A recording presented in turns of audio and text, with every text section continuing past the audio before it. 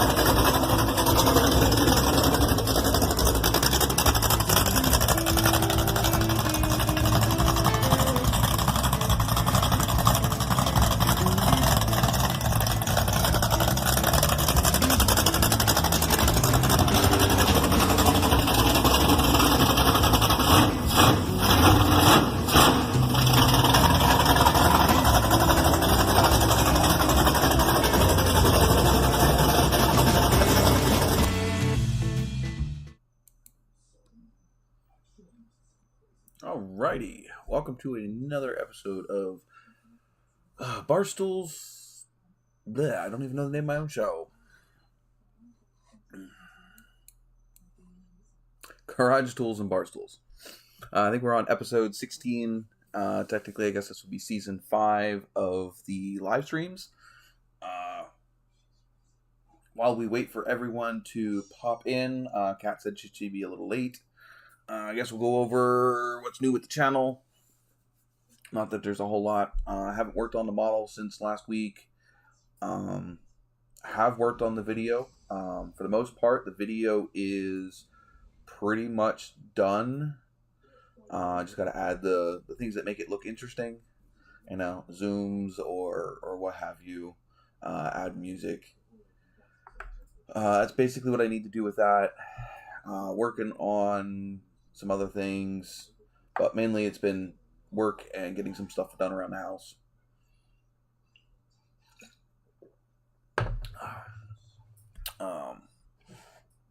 So not quite sure where I'm at, what I'm doing just yet, but like I said, get that next video out.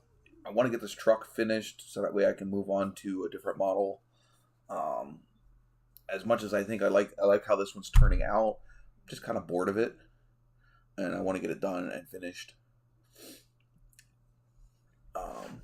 And I want to get back to working on my full size car.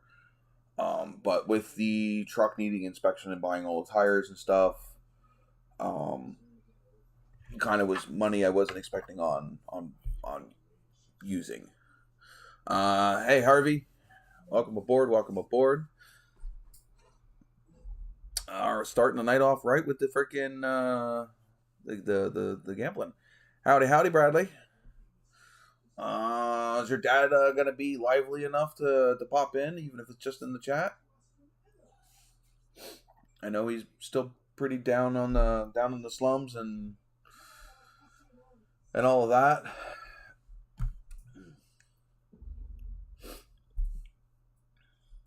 But yeah. Do we have anybody new? No, still have. Oh no, we have an Alan Tiggs as a newest subscriber. And we'll pop that up in here just for a bit of a. Jeez, dog. You don't need to rattle your brains. Ain't back on the road. Where's he at, man? I don't know if he has the ability to join or not. I'll send him a message, see what he says.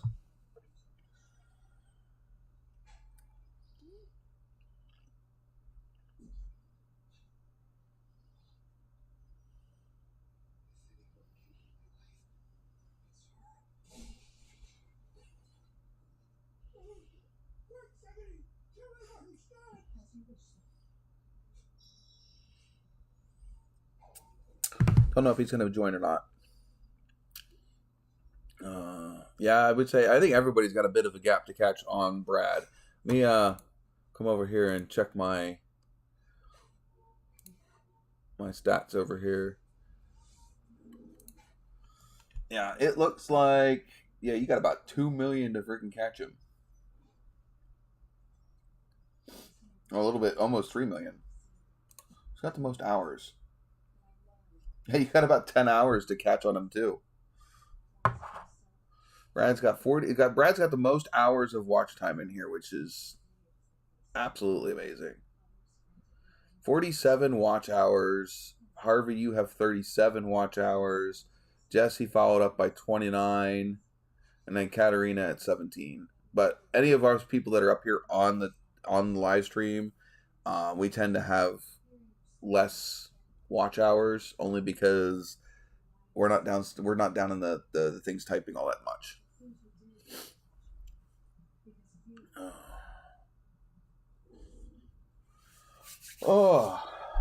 So anything new and exciting out there in the automotive world that I might have missed?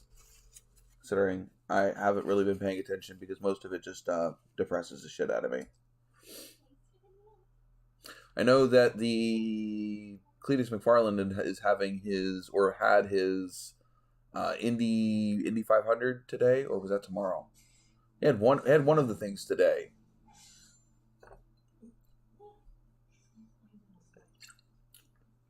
I know he's got the drag race thing this weekend, and the drag race thing, the burnout competition, and the Indy 500. His Indy whatever it is. If you hear some anime in the background, it's my girlfriend. She is watching probably Crunchyroll out in the living room.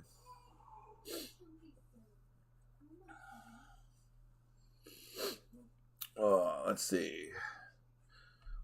Hey, and if you haven't hit the like button yet, hit the like button for me. Why is there so many?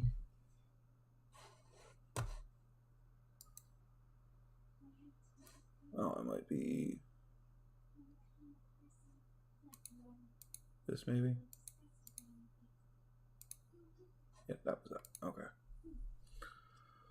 Oh, we finished the engine change on the 2019 Ram Eco Diesel. 26 grand out the door. Ouch. How'd that go? What the hell is an Eco Diesel anyway? Is it just a diesel with a turbo? Is that what they're calling it now?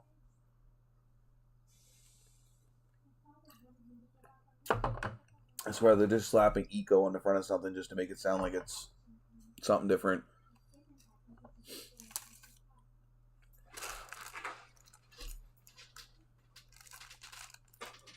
You get an Eco, you get an Eco, you get an Eco.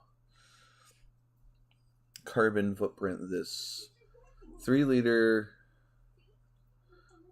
Well, I don't even know what a VM motor is.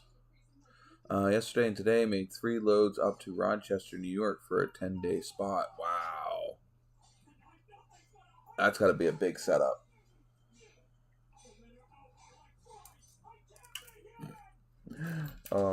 I did freaking hearing her anime is hilarious.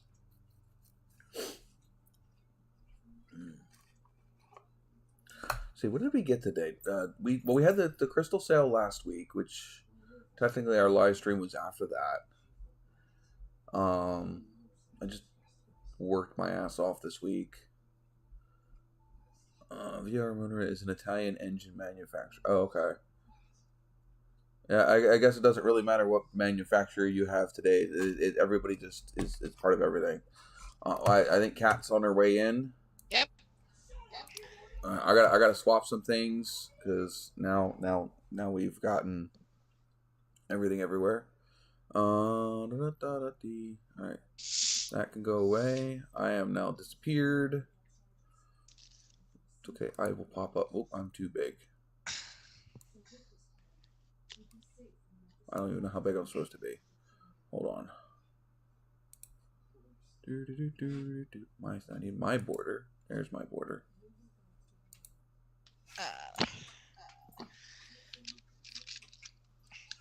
Shrink me to the right size. Bear with Kat. She literally just walked in the door. Yep, quite literally. So I don't even have YouTube up yet. I just opened up the Skype here. Bradley has 6 rides up in Rochester, New York, and a merry-go-round. That's a bit. They had to take. What was it? What did he say? He made 3 loads up there today. So from wherever their base of operations is up to Rochester, New York, they had to take 3 trips up there to get everything up there. Gotta love the whole carny lifestyle. That way. Right. I should grab. Where is that? That's over here. How many times do you need to spin around to get comfortable, dog? I think he just did like 6 really slow turns and then laid down. That's how it can go with animals. Okay, there we go. Saber's out of the way now. 3-hour round trip from the shop to Rochester and back. So that's 9 hours of driving today, not including unload time. Jeez. Yeah, I mean, that's quite a bit considering, like, loading and unloading, you're probably good hour or so. But they might have just dropped the trailers and then went back. Possibly. Because I'm pretty sure everything stays on the trailers. Harvey's watching the Edmonton Oilers stomp the Vegas Golden Knights. Yeah, I saw it was like 5-0. 5-0. Yeah, 5-0 end of the second. Yeah. Plus 4 hours of setting up the merry-go-round. Okay, so it's like freaking 13 hours today. There we go. Finally getting this all up and going. Yeah, because I just put the game on as well, so I do have that in the background. Huh? Well, I do have the. Your mic is not working proficiently. I can't do anything about that. It's my internet. I was just letting you know. Yeah. The thing is, your picture's nice. Yeah, well, I am using the webcam instead of just the regular camera. So, which it's the same webcam you use. Right. And the only. I'm just saying, normally when your mic goes and you're having internet issues, your picture goes all wonky. True. No, that's mine, Cat.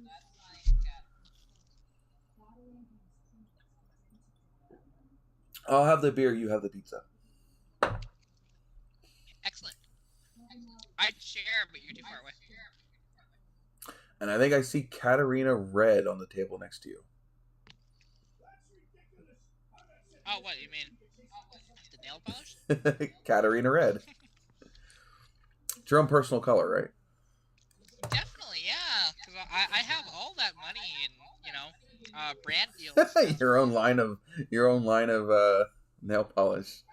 I wish. Started at 7 this morning, got back around. That's like 13 hours. Started at 7, got back at 8. Yeah, that sounds like 13. I mean, that's similar to when I picked up that engine and transmission. Because it was a 5-hour trip down to where I was going, and then I actually took a detour, so a little extra mileage, but worth it because I love it. I just realized something. Going down. What? It's not your mic. That wasn't being spectacular. My sound was down low. Fail. Okay, go ahead. Do your story. Sorry. Brain took over. Yeah, because when I picked up the engine and transmission, that was about a month ago at this point. I started from here, and then I was actually up there for a couple of days, so I don't really count me going up there as the full trip. But so go up to Edmonton, pick up the truck. I drive all the way down to Lethbridge, which is about 5.5 hours. Plus, I took a couple of stops. Like I stopped in Vulcan and I stopped in Cheadle. Weird names. And then, and Vulcan, quite literally, they actually do have the USS Enterprise. I've taken a picture beside it a couple times. Oh, that's cool. Yeah, they have it there. There's, Vulcan Days. My dad actually, like, he got to meet Leonard Nimoy once before he passed away. That was a number of years ago when he was out during Vulcan Days. It's pretty cool. And Harvey says there's a lot of wildflowers. There's a lot of wildflowers up in Alberta. Yeah, wildflowers. Yeah, wildfires. Yeah. Yes. And it's funny that he says that, because if you've ever seen the guy, he's big on TikTok. He has a Facebook page as well called What? No Way. That guy? If you've ever seen Yeah, I've seen him. Yeah, okay. So he lives in Vulcan, actually. And oddly enough, a buddy of mine that lives in Carmangay, which is like 20 minutes outside of Vulcan, he actually grew up with the guy and knows him personally. Yeah. Well, I just saw the one today about the jack stands having a little tab to push in. I'm just like, if you're a car guy, how did you not know that that's what that tab was for? And then you can see a bunch of other people. I wonder if they're just pretending like they don't know that that's what it's for. I mean, half of us rarely ever actually push the tab in, but I know what it's for. To be fair, I didn't even know that tab was there. Like, legit. Because I've never... Really? I don't really look at jack stands. I don't check them out. I've only owned one set of jack stands, which are cheap, terrible jack stands, but they work. That's it. Like, I don't ever look at them. There's more than a few of those ones that I've watched of his. It's like, you didn't know that? You didn't know that was a thing? I've done that since I was a teenager. Yeah, and some of that is going to be just for content, though, I'm sure. But... Yeah, it's gotta be. It's gotta be. Because, sitting there and acting like you don't know something that somebody generally knows, yeah, it's gonna get a bunch of people to fucking watch it. Because they want to see how much you don't know. It's just the way humans are. I generally, I a lot of the times will go just swipe past that type of content. The obvious trolling, clickbaity content. Just because it kind of annoys me sometimes. Yeah, although, if he's friends with, like I said, with my buddy there, and if they are similar personalities, because I've never met the guy, I eventually will, just due to the fact that we run in similar circles, and that dude's part of the car community in Vulcan. So... Yeah, he's local, so it's different. Yeah, and I will... He's not a bad character. Yeah, some stuff is like, really, you didn't know that? He builds roll cages for people's cars, too. It's kind of badass. Yeah. I tend to follow... one of the not stupid people that I follow, because he's obviously very smart. He just he's like Vice Grip Garage. They use words that are kind of silly. Break It Better. Never heard of them. He's funny. He's another Vice Grip Garage kind of character. Mainly does backyard motorcycle-y type things. Let's see if I can pull up his TikTok better. No, I don't need this. Yeah, and actually, there's something I gotta check, because I made a bet, actually, or a couple of bets on this game, and I can't remember what they were. Yeah. So, there is his... Of course, I don't have the screen that I can actually see what I'm doing. Yeah, okay. It's on there. I can see it. Yeah, Break It Better. Yeah. It's got a good following. Yeah. He's got a YouTube channel, too. There we go. At least now I can see myself. But yeah, he's pretty funny. I don't think he has anything on his channel that I should not have. I'm trying to find... Where's his three-wheeler shit? That shit was funny.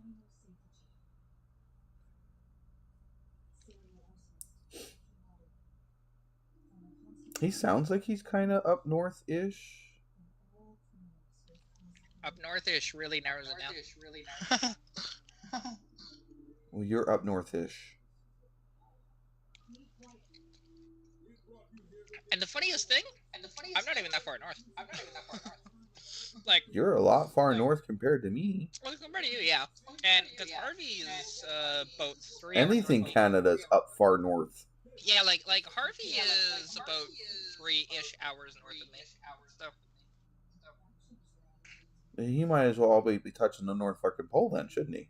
no, because there's still a lot more. There's a lot more land than that. Like now, there's only a certain point that you can drive though.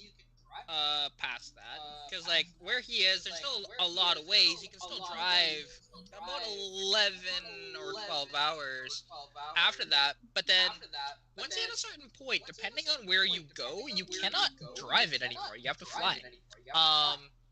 Yeah, I'm guessing Harvey's talking about the guy at Vulcanar still, about the lives outside of town somewhere. Yeah.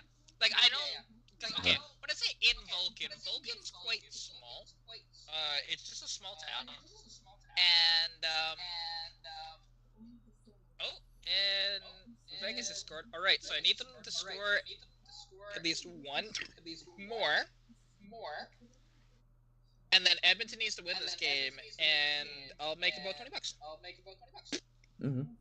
Because, like I said, I mean, friends. Now we've been kind of treating this thing a bit like one of them Chipotle burritos. It's been burning on the backside for a little while now. Many of you have been saying, "Hey, friend, what happened to the Pile Odyssey?" It's right there. It's still kind of doing Pile Odyssey things. It's waiting on a whole bunch of these rodular wiggly boys, and I think what we're gonna do now is maybe just fire up some of this cardboard-gelated catified drawifications here.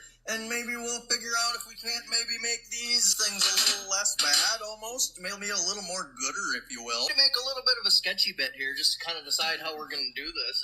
And I know. I like the way he talks. He's funny. But yeah, he's actually quite smart at what he's doing. He just backyarded it. And that was Break It Better. I figured. No, I'm putting... Huh?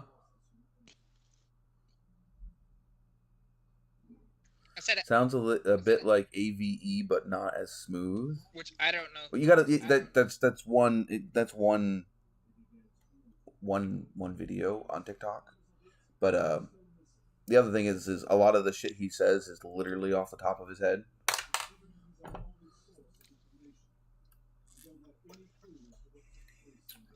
I don't know if I've heard AVE. Is that literally the name of the channel, AVE, or is it an acronym or something? I don't know. Don't know. Enlighten us, Harvey. I see Harvey, and the first thing I think of is Two-Face. Because, big Batman fan. Yeah, Harvey Dent, I know.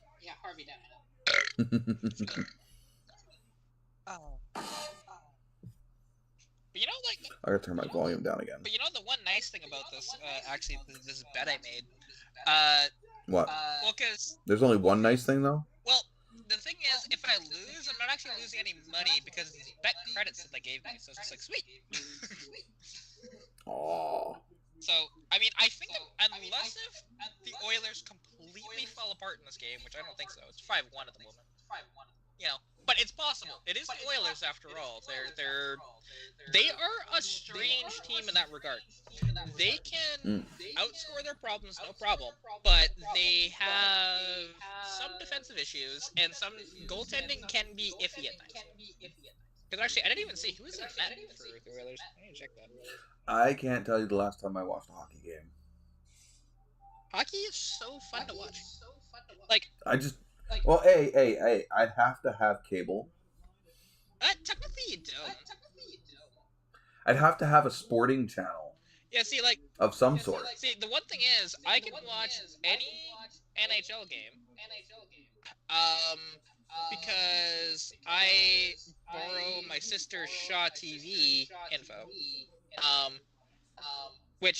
can watch any game on my phone, or not every game I actually get on the TV, because oddly enough, unless it's the playoffs, there's regional blackouts, which is dumb. Such a dumb thing, and it shouldn't be a thing anymore. Because it used to protect local stations and whatever else, but now local stations don't even play the games anymore.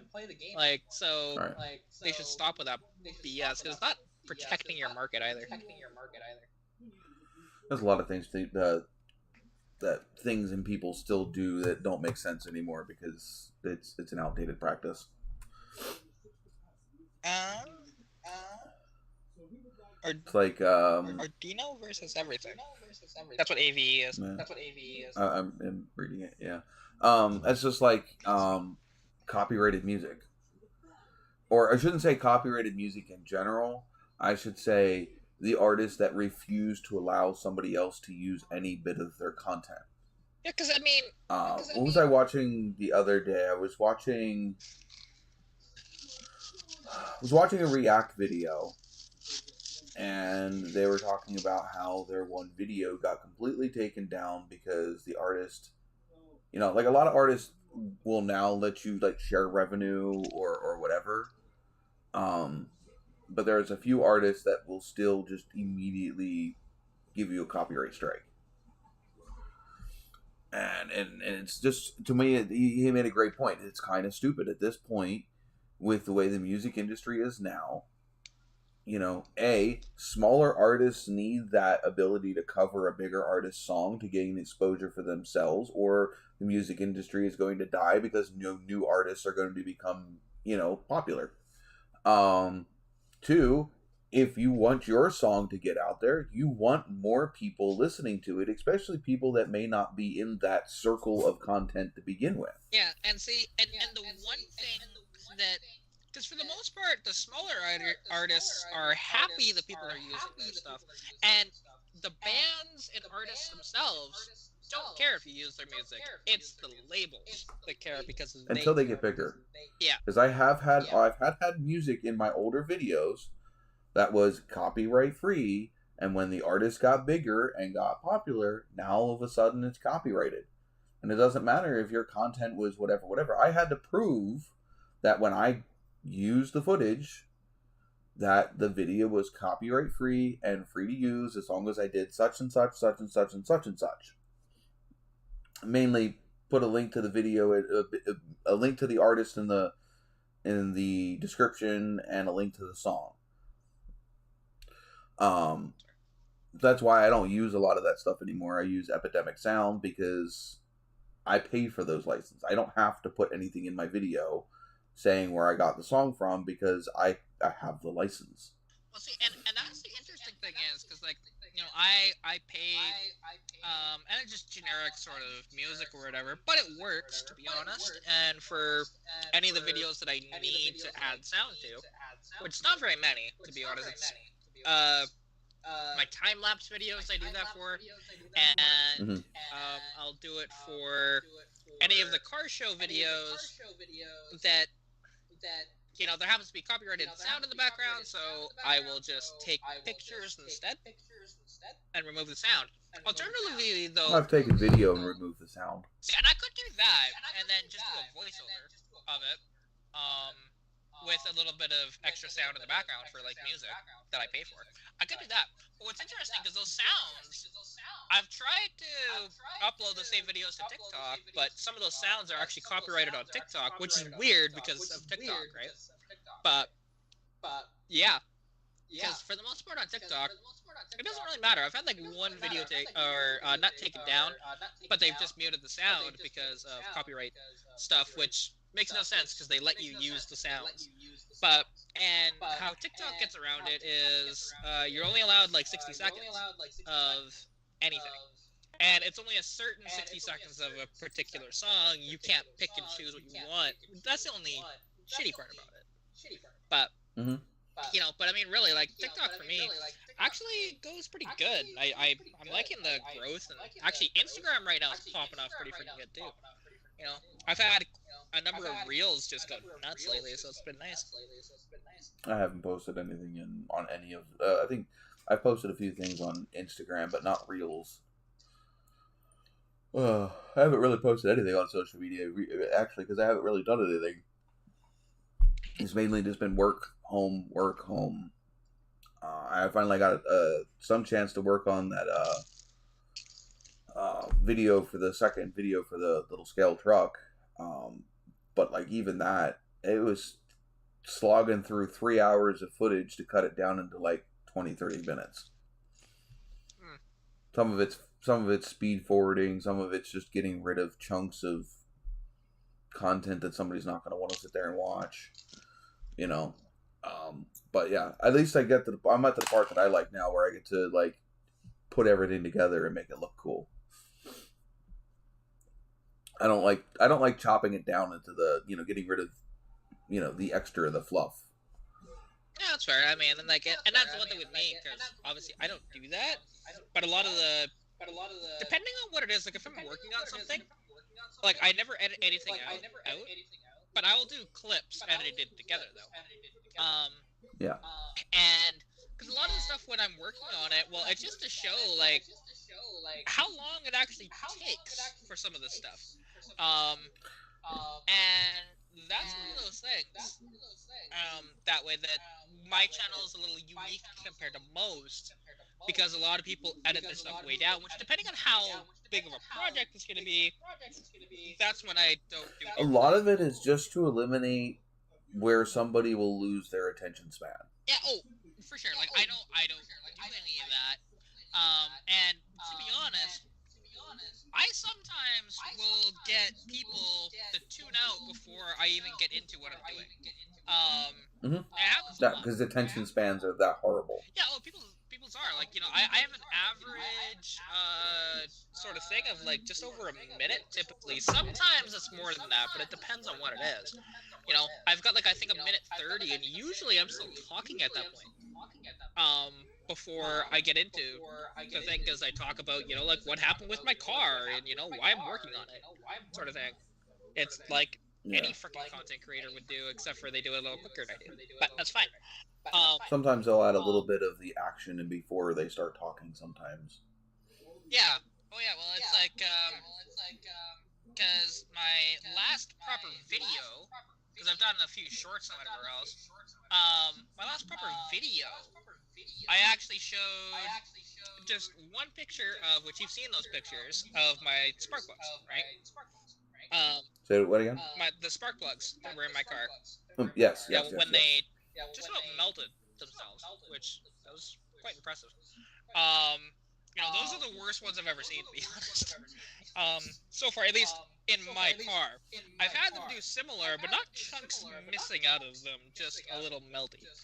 Which now, and I do wonder, like, some stuff, because even with my whole thing of having a taller tire and having this bogging issue when I launch... Yeah, normally that's a sign of being lean, normally when you have spark plugs literally, like... Yeah, normally. But the thing doesn't run that lean, unless because there's the one thing is, I've never had it on a dyno to see what it does, like, in the top of the range. Because it might be lean then. Me and you both, Harvey. Oh, yeah, see, here's the thing. So, that is a live stream of me doing that. So, it's... Yeah, I can't do that. It's what, an hour and a half or 2 hours long? It's not... Yeah.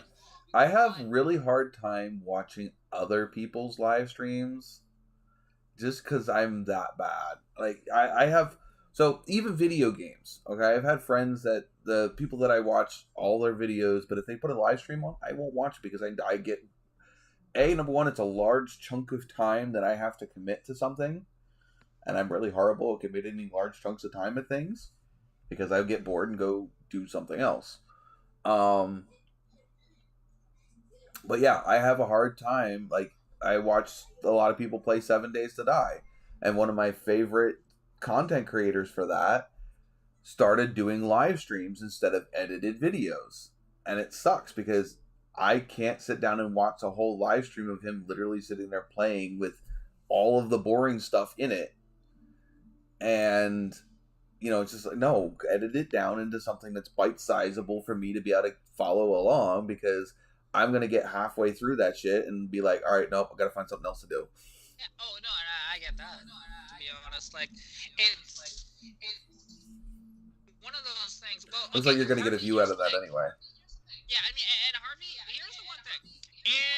Now, that one is a little more, like, the live stream is detailed. I actually do have a headlight restoration video on my channel that's only about 20 minutes long.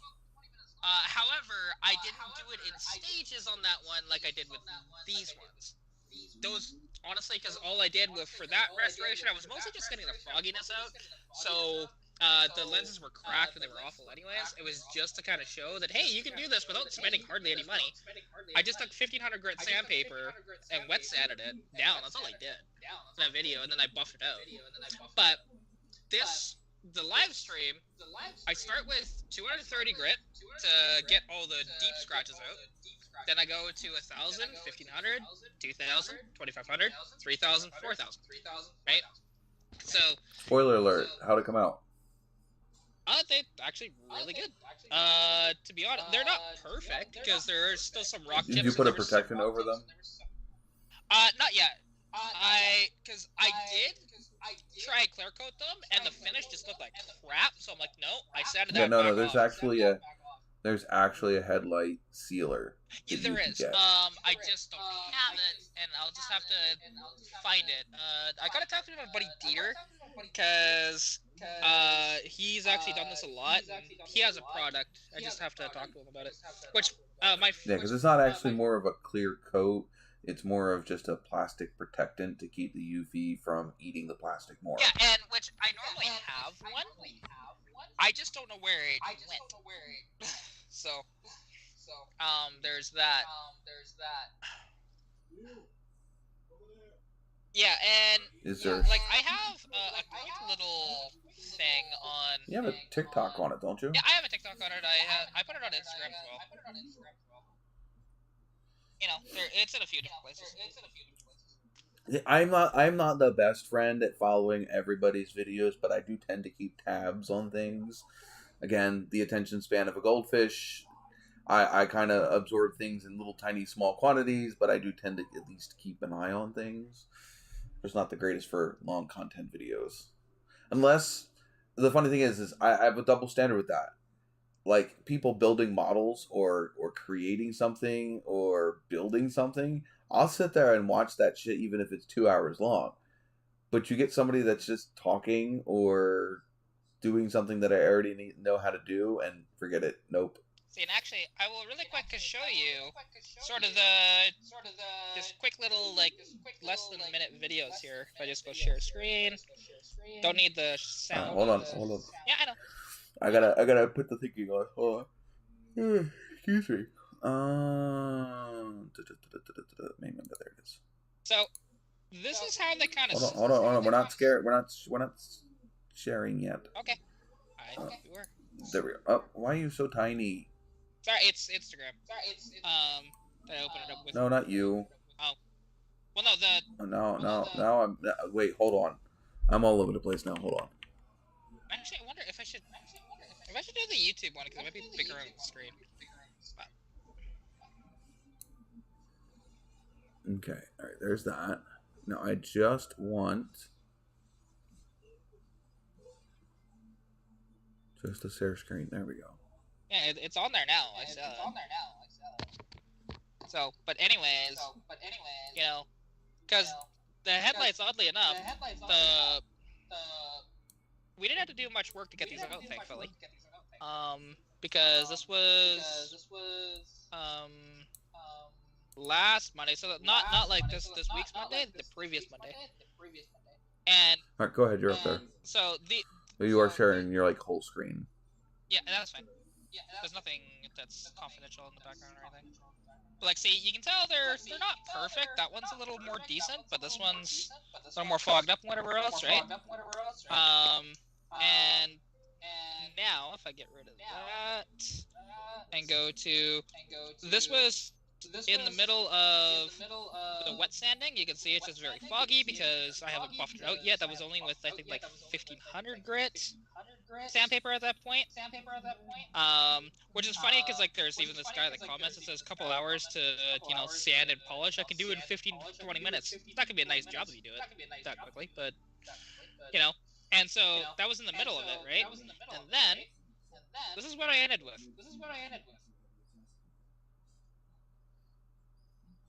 they're really nice. There's a couple of little chips you can still see in it, which if you have rock chips in your headlight, you're not getting those out. No, you're not getting those out. Like, I reduced them, but, there's still some big Like, if you have rock chips in your paint, freaking doing a color correction is not going to get rid of rock chips in your paint. Yeah. Which is basically all your basic... That is basically all that you're doing with those lenses. Is the same thing they do with color correction. Yeah, there you go. I just stopped sharing, so you know. Alright, hold on. I gotta hit the button. Yeah, it's all good. Boop.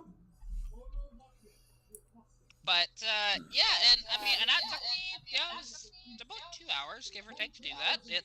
It's time consuming, but depending on how bad your lights are, because those, while they look to be fairly good, they actually needed quite a bit of work to them, and I still could have probably did a little better of a job, but they're definitely a lot better than they were, so.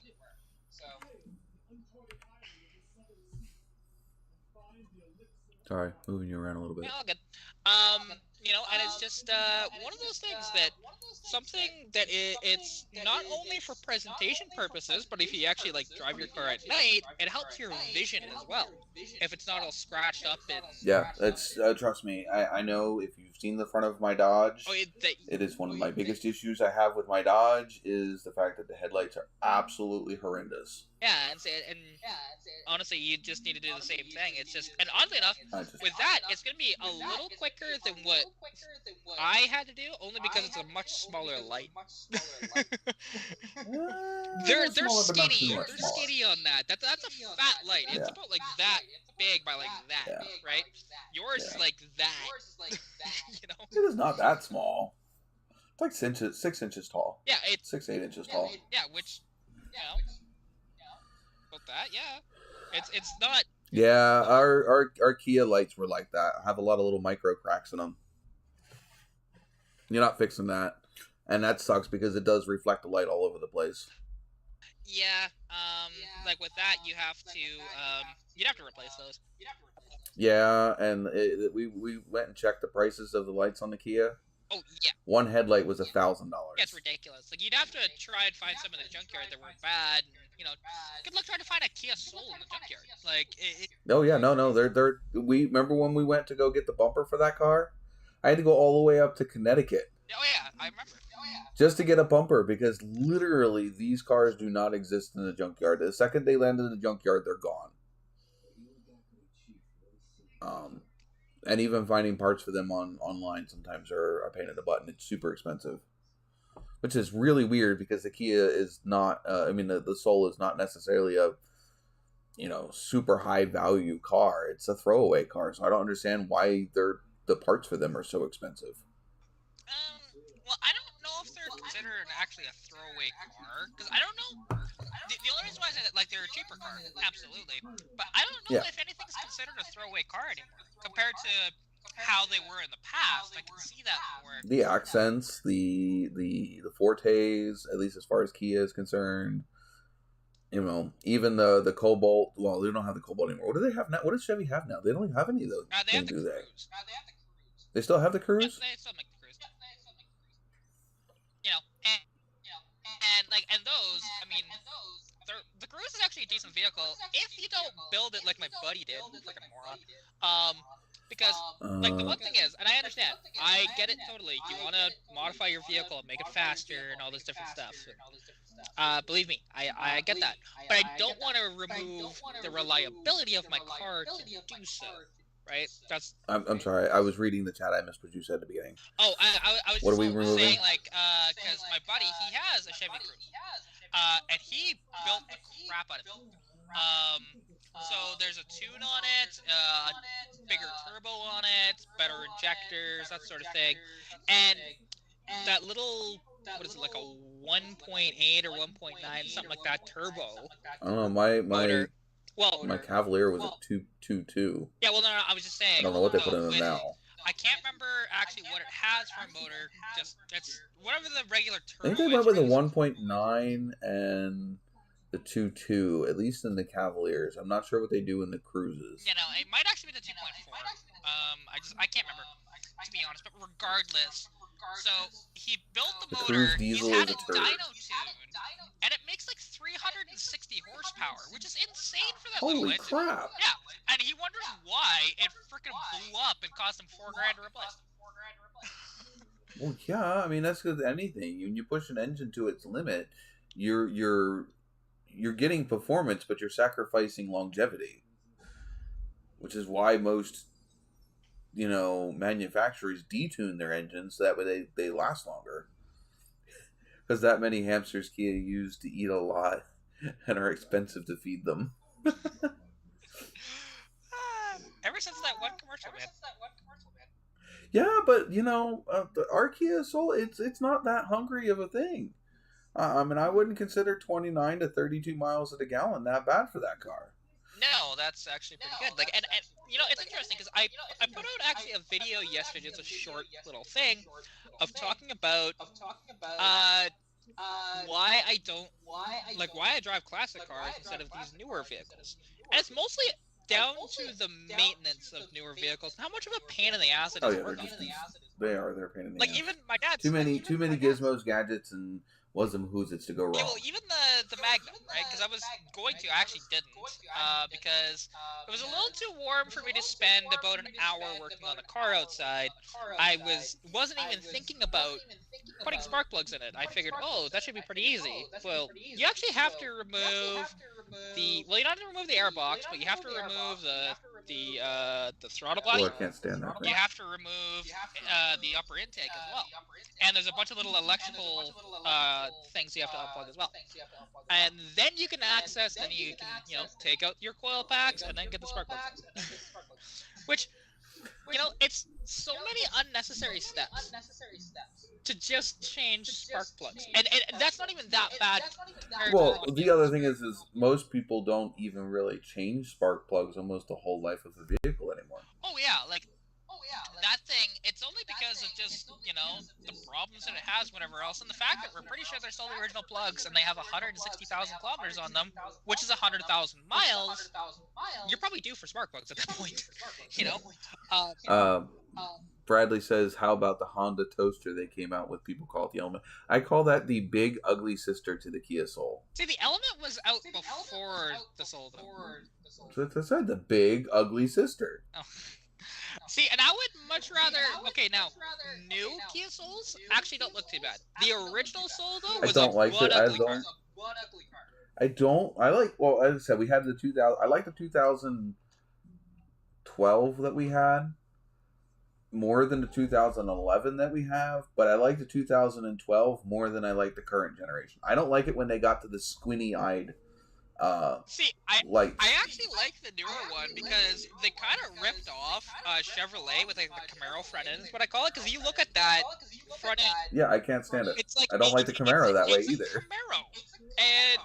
I don't like the Camaro that way either. I'm not a fan of like the 2000 and what is it? Newer, the 2019 and newer or whatever. Yeah, I don't know when. And the 2000. Was it when did they change from the round headlights in the front to the was it 2017? I think it was like 2014, 2015, somewhere in there.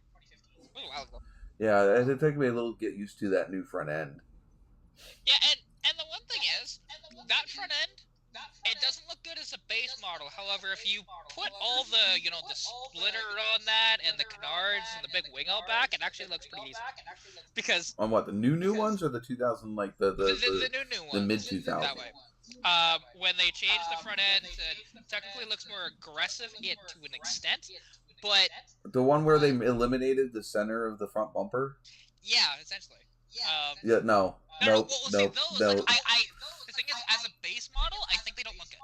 But as like a ZL1, or in the case of Americans, ZL1. Well, the ZL1, they didn't change the front end. I thought they did. Finally. Not at first, at least. Yeah, no, I'm talking about like the new ones, whatever. Because when they went to the ZL1, they kept the old style front nose, at least for the first year of the redesign of, I don't know, whatever that 2018, 2019 Camaro. Yeah, and I mean, like I'm just talking about like the new one in that regard. With the ZL1 trappings on it, or even when it's a Z28, it looks fine. However, the base model ones, like the base V6, no, it just doesn't look right because it's got this way big ass. I don't think that Chevy released a Z28. Yeah, they did. There is an aftermarket company that has the rights to be able to reproduce a Z28 body kit for them, but I don't think the Z28 is actually done by GM itself. Yeah, 2015 Camaro Z28 car driver. I've seen them on the road. Trust me, I know that. The Z28 was because it was before they released the ZL1 again, I believe. I think the ZL1 replaced it. But they did have the Z28 for a couple of years. Yeah, I know that there's a company out there that is making Z28 conversion kits. Whoa, what did it just do? Oh, that's what it did. There we go. Yeah, and actually, Bradley, when you talk about the Cadillac converter price being about $240 for the Honda Element ones, you want the best bang for your buck? Go find a complete piece of crap early 2000s, like about 2000, like 2004-ish, Mercedes E-Class, and you can find them as just wrecks for no money that still have the cats in them. You can get like $800 for the cats, which makes me sad because I almost bought one for like $300. It was an all-wheel drive, and I should have because it still had the cats in it, and I could have cut those cats out and made a bunch of money off of it, but I did. Oh, you're right. They came back out with the Z28 in 2013.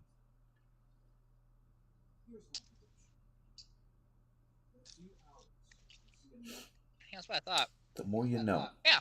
That's one of those things, But I know there is a company out there making maybe it's IROC. Maybe it's an IROC body that kit. might be what it is. That you're thinking of. Because I know there's a company they've been in development for a couple of years making conversion kits for the Camaros. It even includes one of the rear thing I want for my car. Louvers. Yeah, louvers. With modern interpretation of the louvers as well, along with the hood vents and some other styling changes. I think some rockers. All right, let's get some conversation going. Let's see. No,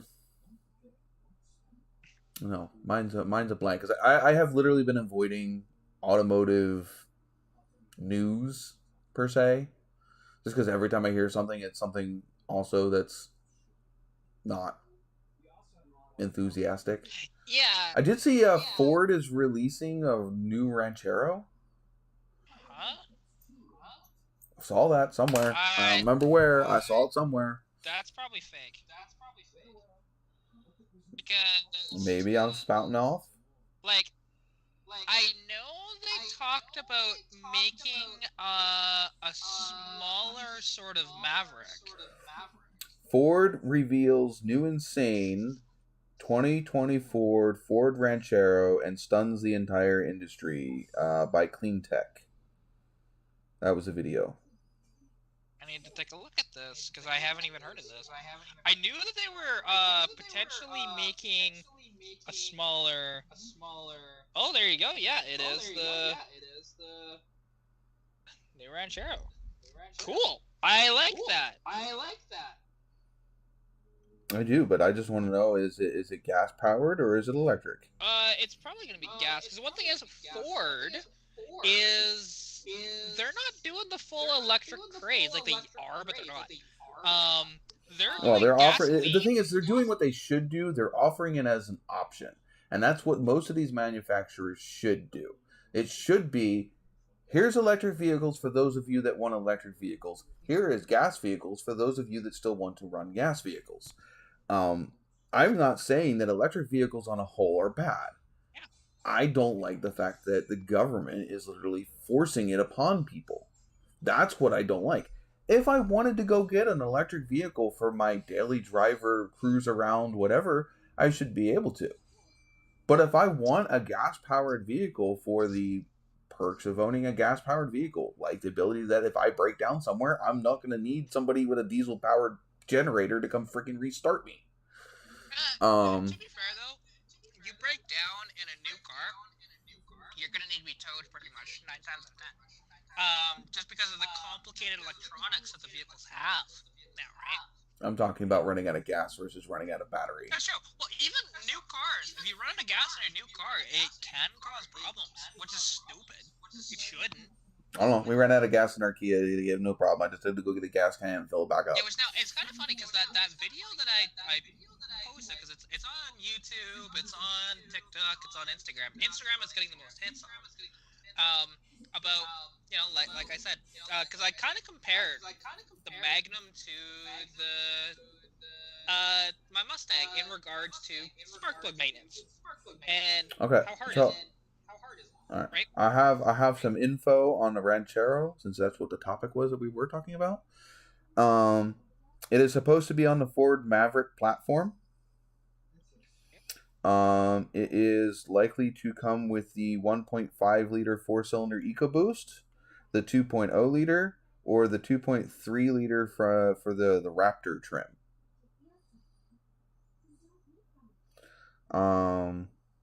There is supposed to be a hybrid platform also as an option. Ford's 8-speed or 10-speed automatic, electronic power steering, and 4-wheel independent suspension with limited slip differential. So, you know what? The Raptor trim one sounds interesting. Because they don't say much about it though. Yeah, well, the one thing is the 2.3 EcoBoost is the one you want. Out of all the EcoBoosts, it's actually the one. It's a motor that's been around forever. Because you can date that motor all the way back to 1970. Because that little 2.3, granted, it's been heavily modified since then. The base of it is essentially the 2.3 Lima that they debuted in the Pinto in 1970. Yeah. You know? Harvey says new car world holds nothing for me. I agree. I mean, unless I can get a newer gas-powered car, if all that's available when I have the ability to buy a new car is electric vehicles, I'm probably not going to.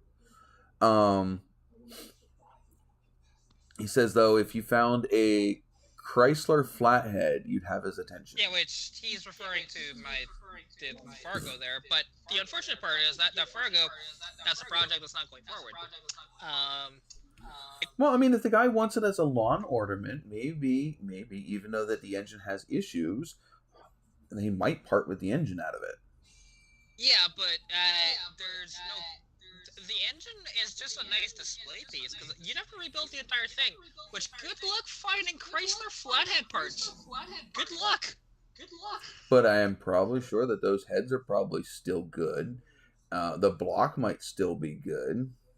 Yeah, no, even if it might need to be bored out a little bit. Harvey, he only wants it as a lawn ornament. It was my idea to just see if I can get it running by spending basically no money.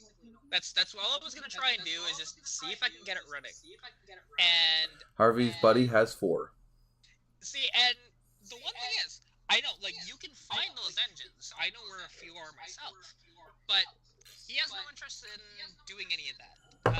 It's just, like I said, he just wanted it as sort of a thing for the pig roast that he has every year. It's just kind of like, hey, look at this cool truck I have. Yeah, it doesn't run, but look how cool it is. Right? It's like that Datsun truck that I found by my my kids' practice t-ball field. Yeah. And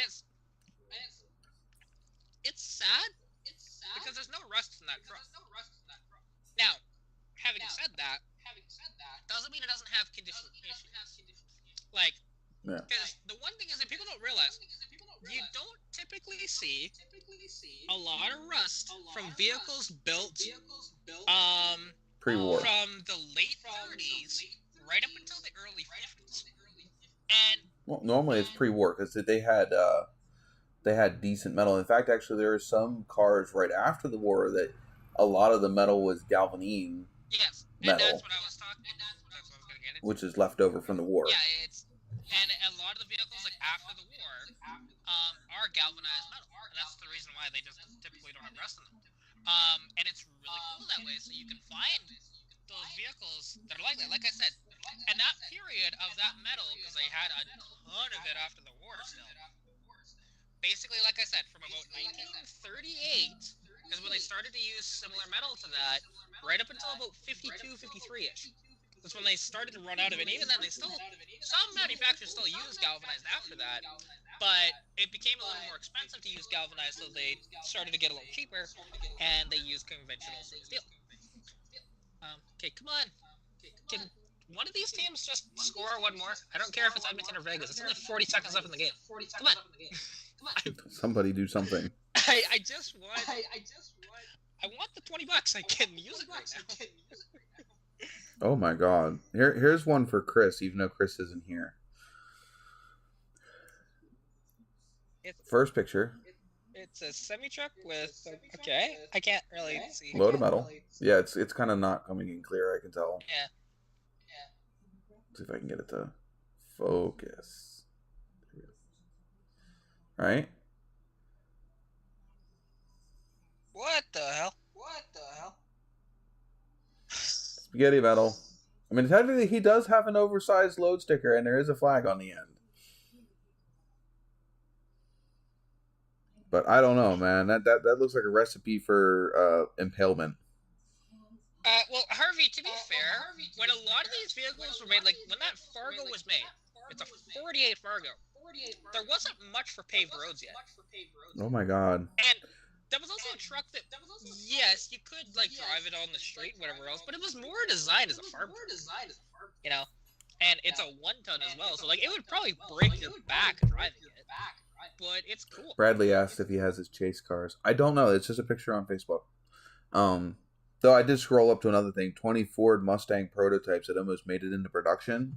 And the one that's sitting here, I have a model of that Mustang. Somewhere. Oh, yeah. I don't know where it is, but I had that model at some point. Yeah, and it is actually interesting of sort of the rejected Mustang concept cars, because there's a few quite wild ones. That one's nice. I like that one. Like, even the original, because I saw it on, actually it was an episode of Roadkill that I was watching the other day. They happened to stop in at this sort of, it wasn't even a proper museum, it was just you know, where all these rare sort of potentially one-off cars. Somebody's personal collection that they're showing off. Yeah, basically, and they're just all under like, you know, plastics. We have a lot of those in the U.S. of people's just personal collections that they let people see. Yeah, and so they went in there and they happen to have a '63 Mustang prototype in there. But you look at it and like it's kind of it's interesting to look at because there are a lot of elements of the '64 Mustang in that. But it's got like this way raked windshield on it, and it looks like it has a chopped roof. And you know, like the interior, I believe it's only a 2-seater as well. Like it just stuff like that, where it's just a little interesting. And welcome to prototypes, you know, concept cars.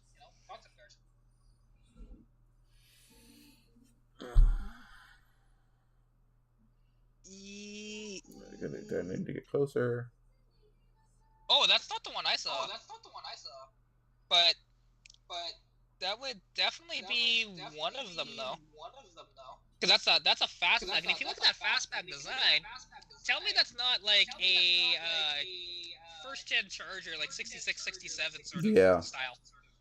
You know, almost exactly. Even though that's from before that. Oh, yeah, it's before. That's definitely before. But it's just one of those things, right? And you know, in the Mustang. What color was it? What color was the prototype? Kat, what color was the prototype? Was it white with a blue stripe? God, I'm trying to even remember. I think it may have been. Actually, I think it was, yeah.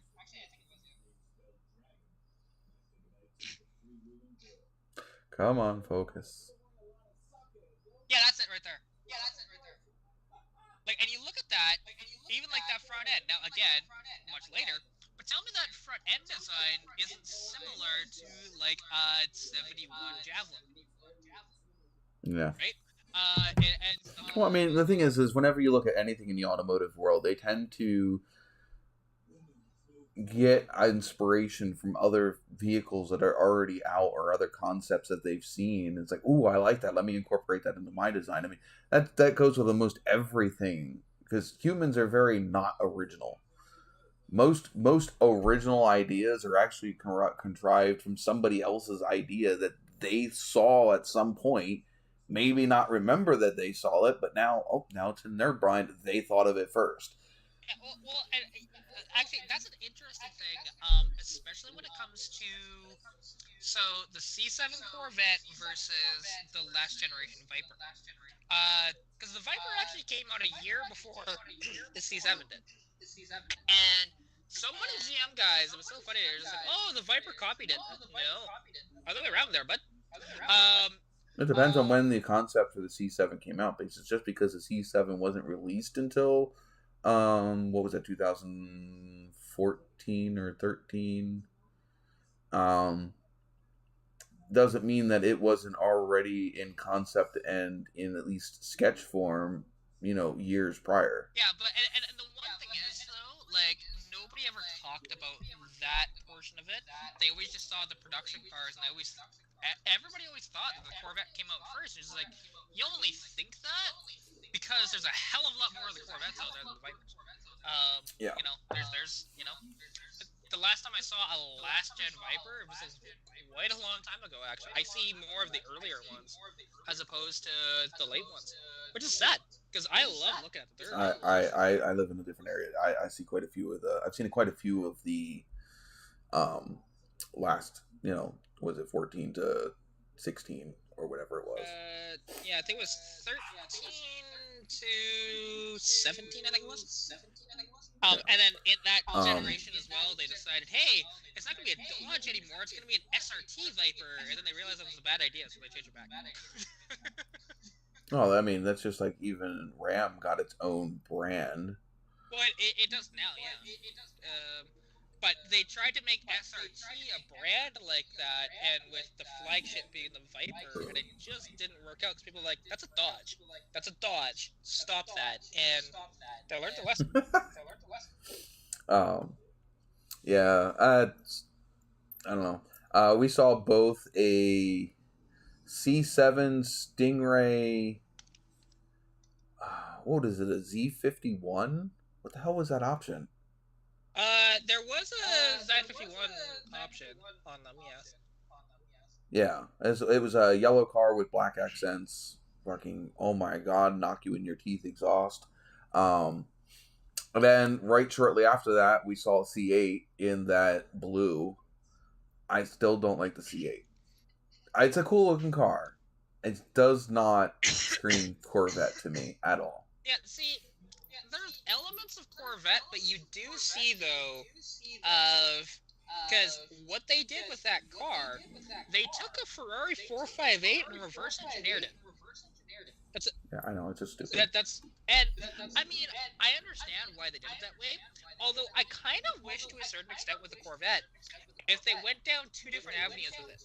So if you want the supercar Corvette, you could buy the C8. But if you want the more classic, yeah, they should have kept. But the problem is they can't do that because the way that the cars are made on the production line, they had to completely take down the C7 production line to create the C8s. Yeah, and unfortunately, it's just the way it is. Because it's interesting though, because with the Rams actually, and now I don't think you can get a Ram Classic anymore. But it was fairly recently where, within the past couple of years, that you could still get the old generation Ram, and it was a little cheaper than the new one. What old generation? What do you consider old generation Ram? Well, look about the new generation that you see right now, the one just before that, and they actually had models called the Ram Classic, which is literally the previous generation, and you can get the brand new one as well. And I love seeing that because it's like, that's really cool. And there's not too many times in history where a brand has made two different generations of the vehicle at the same time. But they had all these Chevy Blazer. Yeah, because they did have the S10 Blazer, and they did have the full-size Blazer, too. That's right. They ran the full-size Blazer all the way up until they were running the Trailblazer. Yeah, it was in the 90s. Well, just like full-size, Suburban went till 92. Well, yeah, it's the same basic concept as the Blazer. The Suburban was just an elongated Blazer. Yeah. Same front end, same everything. Yeah. Same doors. Yeah, and Harvey, that's what we're talking about. Yeah, like the full-size K5 Blazer. Yeah, K5 Blazer is like my favorite. Yeah, I mean. Well, the Jeep Cherokee. True, they ran the Cherokee Classic Cherokee. way in past the other Cherokees. Yeah, and there was also with the Viper as well. They did the same thing with the Viper. You could get an RT10 and a GTS, so like first and second gen at the same time. See, you keep saying the RT and that's to me it's still the same gen. It's just different models. But they're not. They're completely different cars. Even the engine is a different size between the two cars. Like, because the RT10 is the Roadster. The GTS, before they re-released the GTS name, was the coupe. And they are and I consider those. Like, you look at them, they share almost no components with each other. Right, I just consider those two different models. Yeah, see, and no, they're two different generations. Not generations. Yeah, they're two different generations. Even though you could get the first gen and the second gen at the same time. Because actually, Donut Media did a video on it too, which is kind of cool because they drove every sort of gen of Viper on their gen. Yeah, I don't consider them to me personally, I consider the first convertible as its own gen and its own model, and then the coupe is a different model, so it doesn't share the same gen architecture as the convertible. Yeah, but it's still the evolution though, and which means different generation. That's just how that works. I guess. Right. Agree to disagree on that one, Kat. Because then in a completely gentlemanly manner. Yeah, and then the SRT10, that was 2003 when that came out. And it's interesting because when they're on the channel, but I mean, you can even look it up on Wikipedia and stuff like that. They say Gen 1, Gen 2, Gen 3, Gen 4, and Gen 5. There's 5 generations. Because the early SRT10, so that's from 2003 to about 2007-ish. Then there's the one that after that they just improved vastly. That went from, I believe, 2008 or 2009 to 2012, and then they came out the last generation, the 5th gen.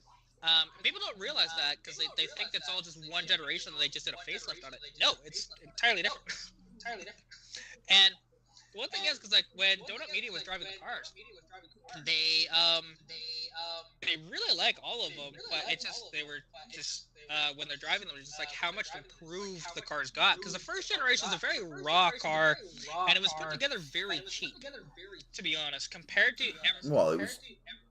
It was not under the approval of Dodge. It wasn't with Dodge's consent or backing as far as money. It was basically stealing parts off the assembly line of other cars to put it together.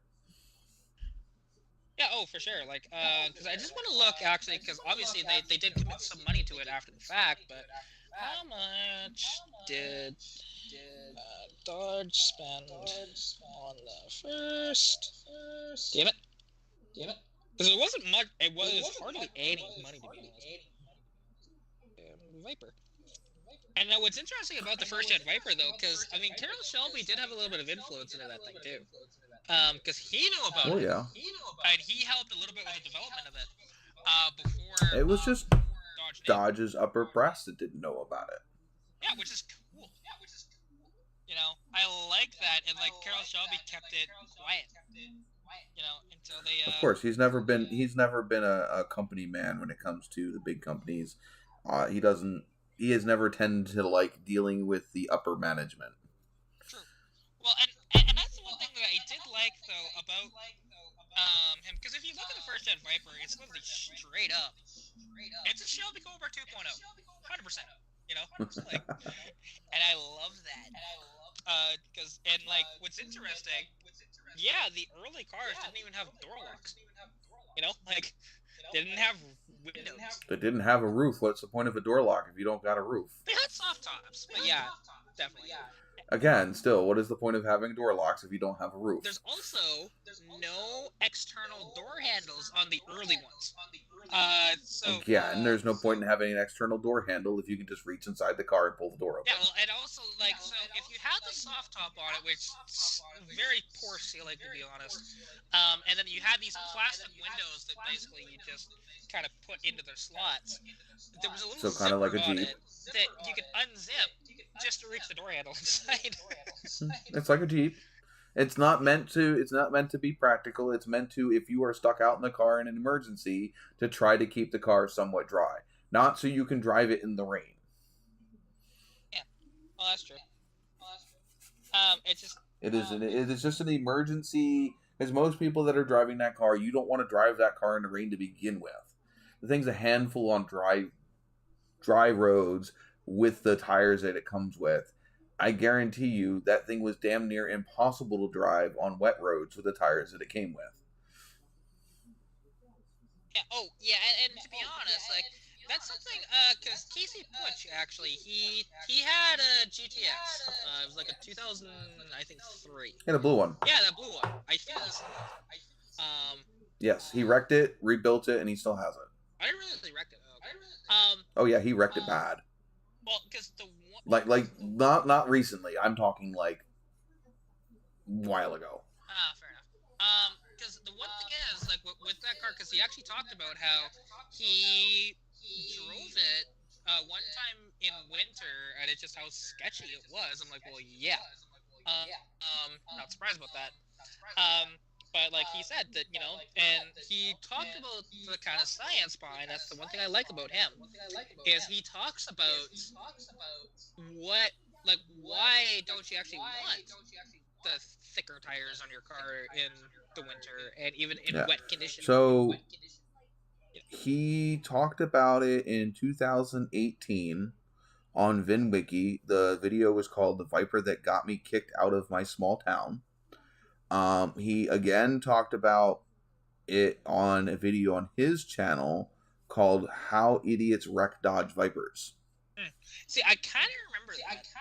And actually, this is such a stupid thing, because I got a comment just a few minutes ago on my little video talking about, like I said, why I drive classic cars instead of modern cars.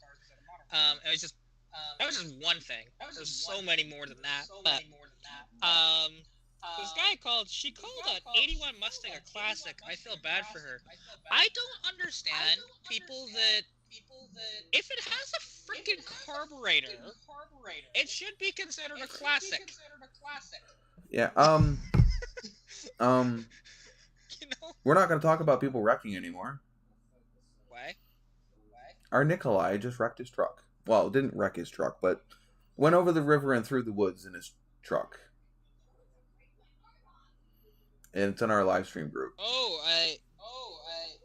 When you're looking at the scenery driving on the road and you end up looking at the road in the scenery, as his words say. Yeah, his exact words were, nothing like driving down the road, looking at the scenery, and ending up in the scenery looking at the road.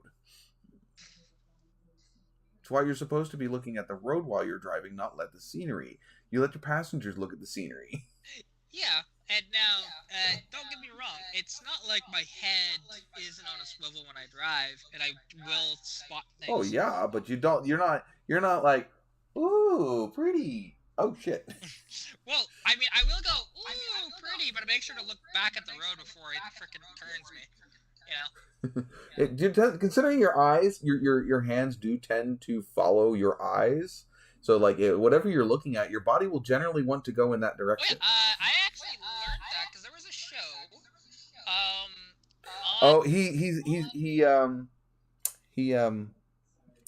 He not exaggerated. He elaborated. His rear wheel snapped going off down the road.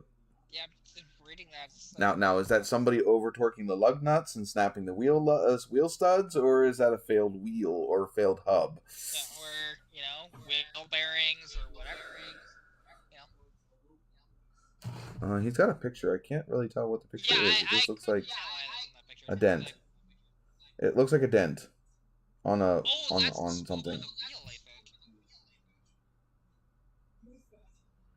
Smoke wheel wheels don't dent like that, but okay. Wait, no, hang on. That's the side of the box. That's what it is. Yeah. I don't know. It's weird to look at because it's a terrible picture. Yeah. Yeah, it's too dark. Yeah. Well, he needs to turn. You have a phone. Turn your flash on. Yeah. But I don't know if Jess is still up there or what. But ads will run shortly for some viewers.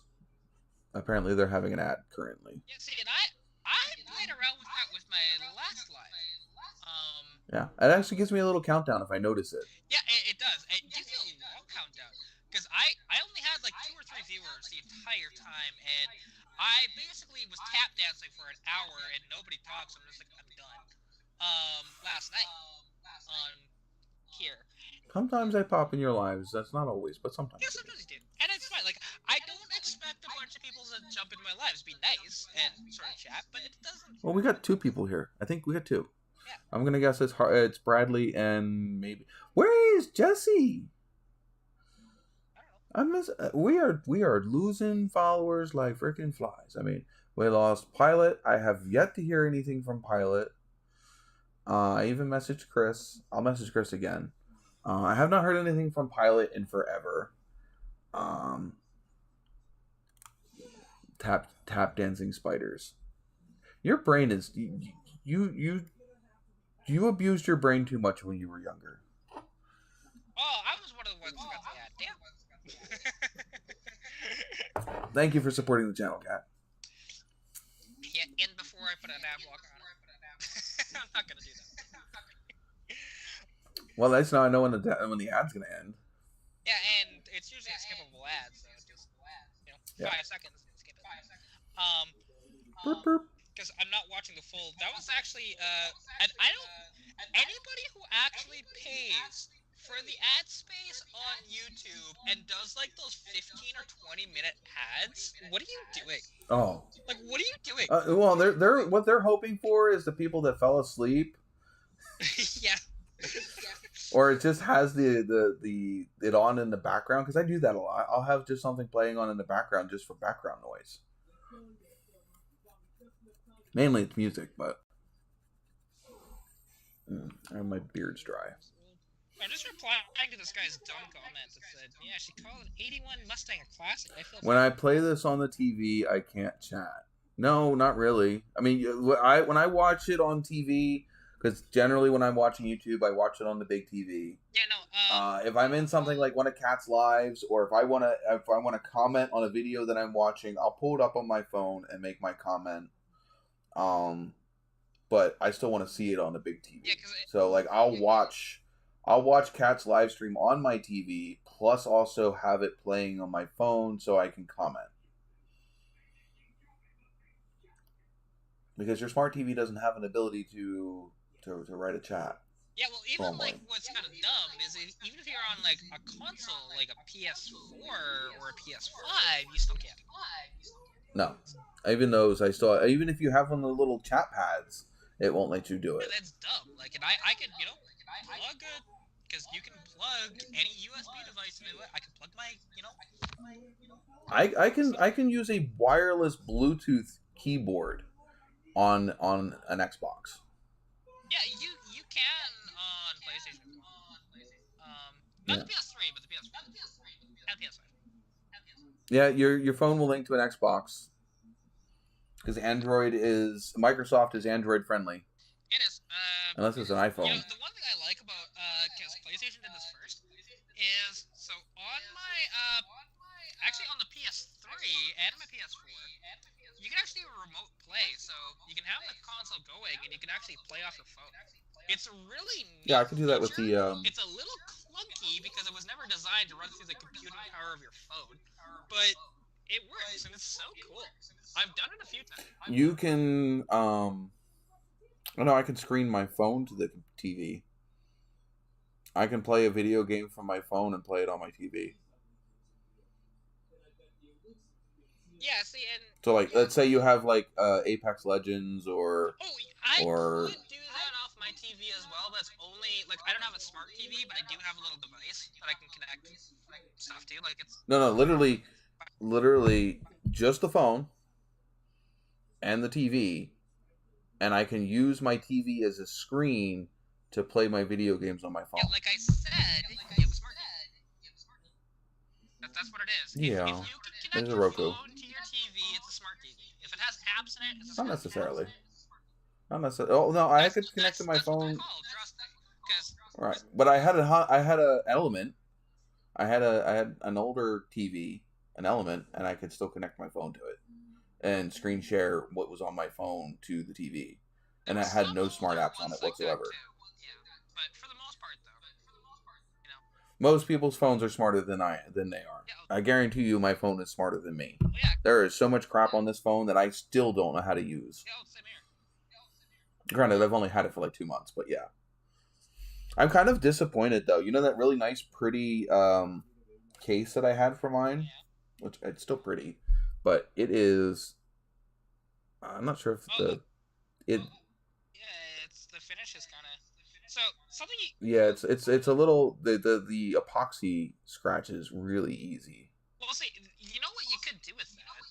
You could. I can polish it. Yeah, polish it, and then to make it a little tougher, literally just clear coat it. Yeah, my biggest spot. I don't know if you can see it. It's like right here. It's weird because I don't know if the epoxy separated, and again, I don't know if it's going to show up. It might not, but I don't know if the epoxy separated or what. Yeah, it looks so much better on the screen than it does in person.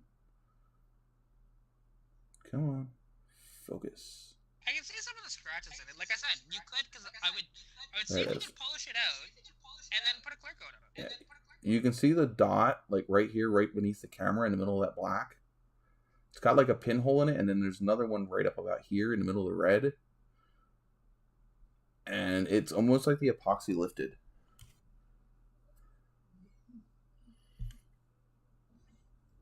I don't know. But for, what was it, like $60 or $70 for this case?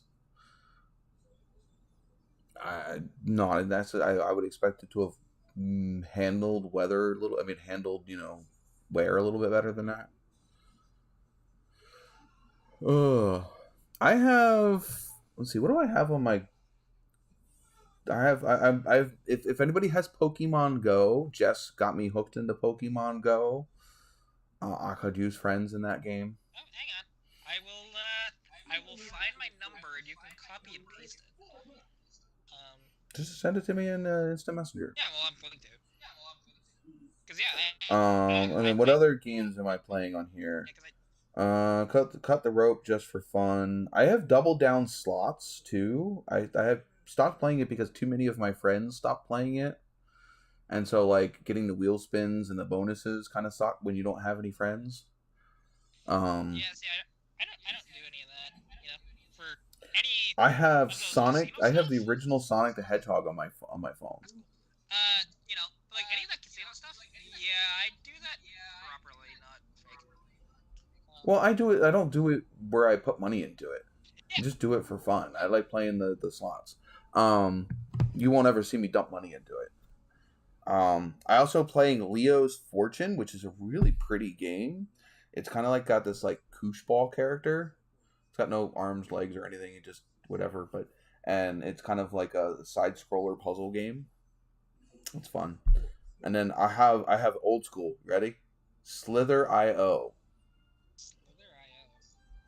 Think. Do you remember that game? The hell was it? Was it Centipede? No, the game where you had the longer you live, the snake from the original. Yeah. It's kind of like that, but you eat other snakes. Okay. So you start out as like a little small thing, and the more snake dust that you eat, so you gotta get them to run into something, and then the stuff that they leave behind, you eat it. And as you eat it, you get bigger. And obviously, the bigger you get, the easier it is to kill the smaller things. But the easier it is for smaller things, the bigger you get, the slower you are. So smaller things can cut in front of you and kill you. If you run into something, you're dead.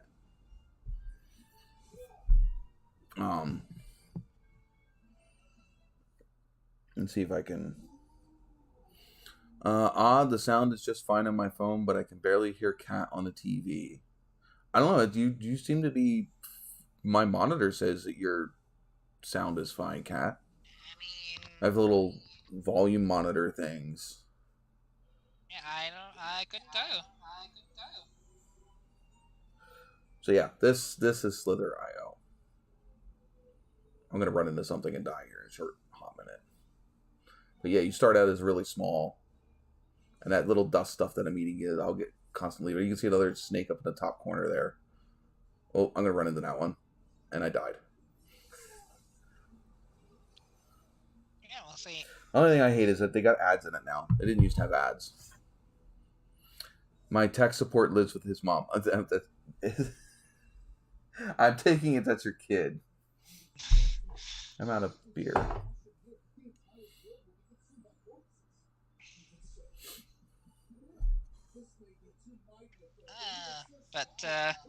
Yeah, cause like something, cause cause like my reels on Instagram have been just doing incredibly well, and cause before I still have a ton of posts on there comparatively to my actual followers, but it's a lot closer to, because at one point I was like, I had over 1,000 posts and I had like 600 followers, right? It's just very piss poor transition in that regard. Yeah. But now I'm almost 1,000 followers with like 1,069 or so posts. So it's nice to see that progression finally. Because I only do Instagram for fun, but like reels on there, they can do extremely well, as you've seen with mine lately. I've had a couple of them just go nuts. But that's one thing with reels. Reels tend to do better than anything else, I found. But even like something that I was shocked about there was a video that I did through TikTok actually, and it was this sort of showing my car, and it's just like an 8-second clip from 2019 when I first bought it to how it looks now. Just it's two pictures transitioning into each other, and it's surprising because I'm using like a Kid Rock song in the background, yet YouTube doesn't have a problem with it. I was shocked by that. Weird. And I mean, it's shorts on YouTube anyways. You gain almost nothing from them money-wise, so it's fine if they get a copyright strike. I don't care. But the fact they haven't given me one is surprising, and it has like 1,900 views. At least last I saw. And as I'm sitting here playing Pokemon. So am I. I defeated a rocket grunt. I got a Q. Yeah, and I accepted your friend request. Oh, an Axew! I still don't have one of those. Yeah. I don't have one. But I've been playing this since it came out. So I saw something that my girlfriend didn't have that I found, but I didn't get to catch it, so I don't know if it's just something that I saw while I was like driving or something. Like I just had my app open. yeah, that's right. So we passed it and I didn't actually see it. It's just because actually like that live stream that I did last night, because I was honestly just talking about how the plans for my cars have changed many times, especially the 80 Oh. That has changed so many goddamn times. Yeah, I think I know your most recent plan. What would that be? The one about putting the turbo on the inline 6. Oh no! We're way past that. Like, We're beyond that one already? That's still, I want to do that. Or we're not even at that. But then you also have the injection system from... Yes, which we're still at still an impasse with that because we still need to find him an engine. It's just not economical for me to send the engine that I got to him. Unless I found somebody that was driving down to California, that's the only way it's economical. Because otherwise it'd cost like a lot of money to ship. Just not worth it. I've driven my kids around to I used to do that for Jess so much. Drive her around all over the place so she could catch different Pokemon. That was before I played. So we would just go around to wherever it was and just sit while she went and collected Pokemon, and then we would go to the next spot. In fact, we were doing that the other day up in Bloomsburg. Together. We were hitting the different Pokestops or whatever to collect the different things and seeing what creatures were there and different things. Well, see, back in the day with that, like with Pokemon Go, because it's changed a ton since it came out. I can't share you to a friend? No, it doesn't work that way. And I don't have her number to send you hers. But Jess is on there, and I'll just send her your code. Yeah, you can just do that. Yeah. Well, we literally just park in different parking lots. Well, see, back in the day, there used to not be a speed ban. There's a speed ban of like 20 kilometers an hour.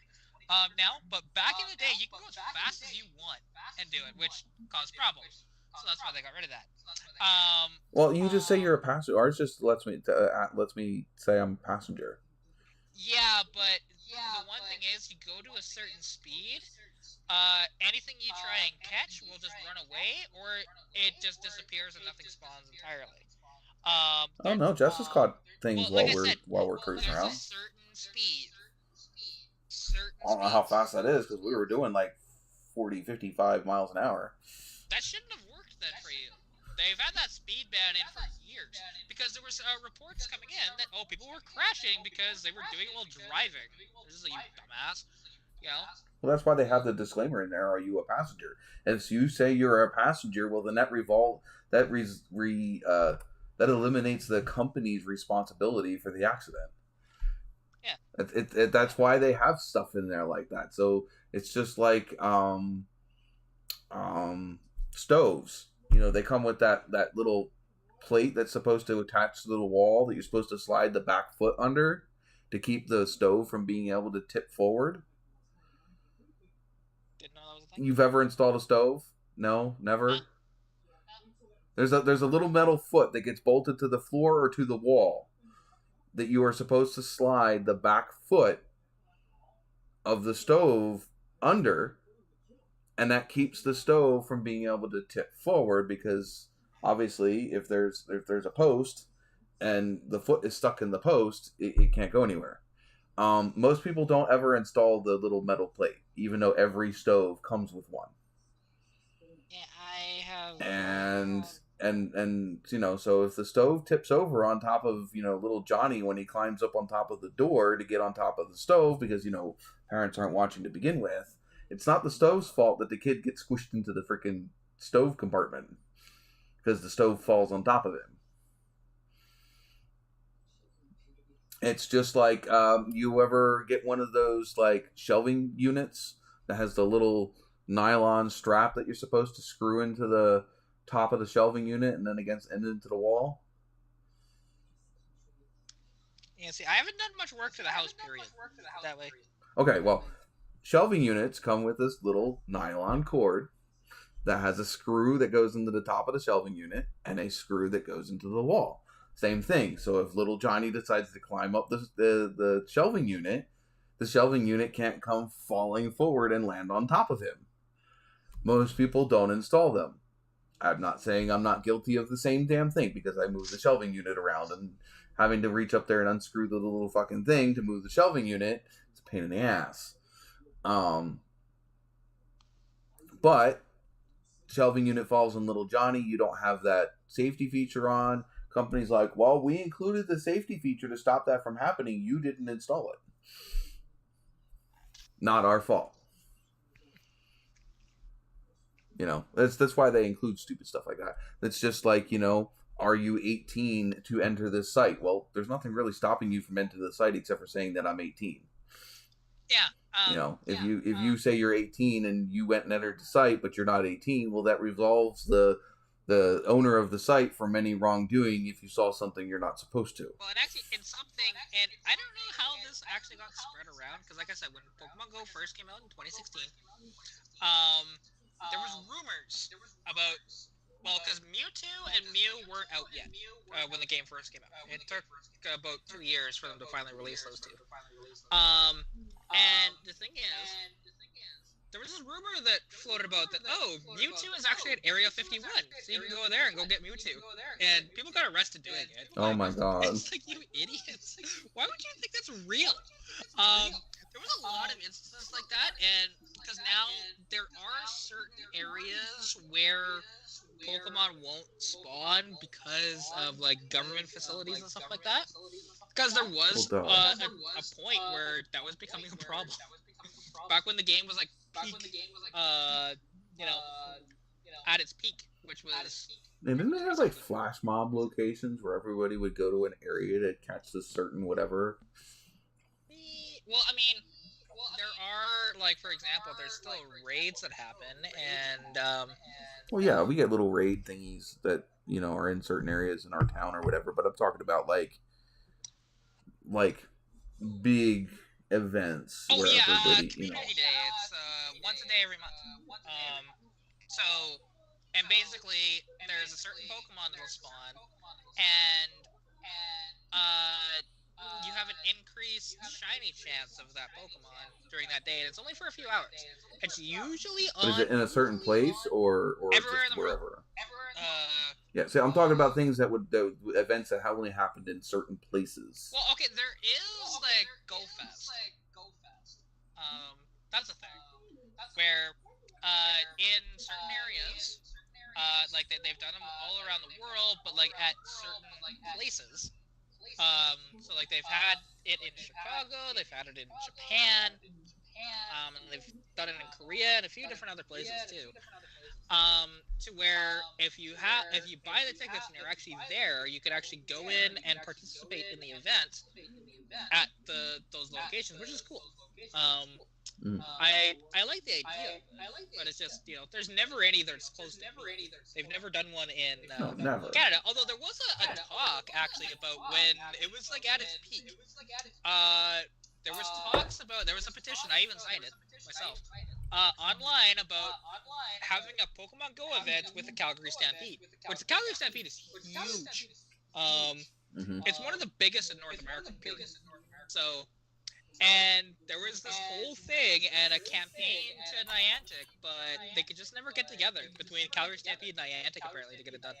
Which is sad, because that would have been really cool. Because the closest ones have been in the States. So. I don't think they've done... Actually, they may have done Montreal. But that's all the way across the country. Alrighty. I think... What time is it? I think I'm going to end it. Only because I was up early this morning. And I still hear the TV out there. And Jess has work in the morning. And we need to make sure she gets off to bed. She might have fallen asleep on the couch. So, I will catch you guys. Actually, I don't know if I will catch you guys next week. Because next week is a very special day in the year for me. It just happens to fall on a Saturday. Yeah. So, I might not be here next week. Well, and oddly enough, I probably won't be either. Because what's coming up for me? Well, I'm going to be up in Edmonton. Saturday is the Dino Day. So we shall see how. I turn into an older old man next Saturday. I go from dirt to rock. Old as dirt to old as rock. Well, that's it's one of those things. That's how it goes. All right. So we will catch you guys next week. Maybe not next week. I'll post whether or not I'm going to be on next week. So follow Facebook or Instagram, and I will let you guys know. it all depends on what I'm doing Saturday next week. So, all right, guys. Catch you guys next time, and hope you guys enjoyed the show. I do, but I might be going out to an event, so I don't know. If I'm out, I might not be home in time. I'm not going to stay home just to do a podcast. So, all right. I'll catch you guys later.